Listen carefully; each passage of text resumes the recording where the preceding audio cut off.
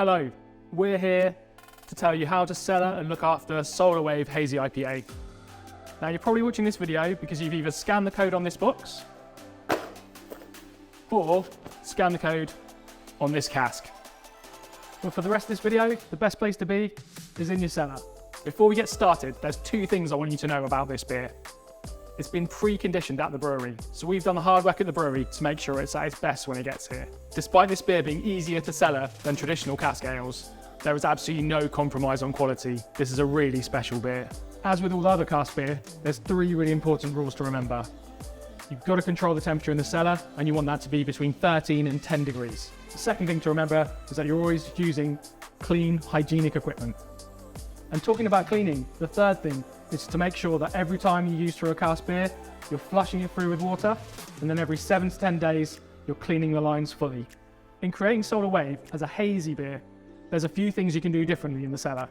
It can actually be tapped straight away if you really need to. So if you're ready to serve it on the bar, you can go straight away. Nice firm tap, just like we'll show you. But the other thing is, if the beer arrives and you don't need to pour it until 3 o'clock this afternoon, you can actually tap it at 2 o'clock with just an hour to go. Just think, this is a hazy beer, so it's never going to drop bright. So tapping it doesn't unsettle it. It's going to stay hazy throughout its life. The other thing is, by serving it and tapping it a bit later, you're actually adding to the sellable life of it. So that's 72 hours, that 3-day rule for cask beer will start later, and you'll have fresh beer for longer. Okay, so I've got my really good friend and local cask hero, Ryan Childs. He's going to talk us through how to tap the beer and some technical tips. So with the cask tap, you want to make sure that your vent is closed, your blanket nut is on the top. Before you tap the cask, you just want to make sure that the keystone is clean, free from any debris. There's one good whack into the keystone. Make sure that you open your vent, you can take off your blanket nut, connect your cask line, and you're ready to serve. So this works in exactly the same way with a horizontal stillage. You need to vent the cask first with a hard spile. You can then replace this with a soft, and then again, one good firm whack in with the cask tap, connect up your cask line, and you're ready to serve. Top cellar tip from us to help you know when to stop serving this beer at the end of life. Mark the date and the time you've tapped the cask. So you've tapped the beer in the cellar and you're cellaring it perfectly, and the beer's on its way to the tap. So this is the perfect time to check your box, get the 3 sparklers out, and have a little try seeing how it pours best.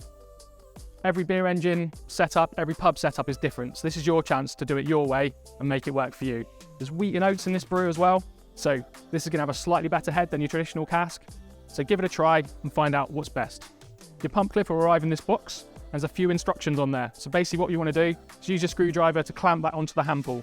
Now, we've added a spacer to this, so actually, depending on what handle you've got, you can bring it as high up the handle as you like to give it a bit more prominence on the bar and hopefully improve your rate of sale. And as you can see, there's loads of information on the back of that pump clip to help you understand a bit more about the beer and feel confident selling this hazy beer to drinkers. Last thing to say, if you need any more support from us, speak to your sales rep or the customer service team and they'll be happy to help you.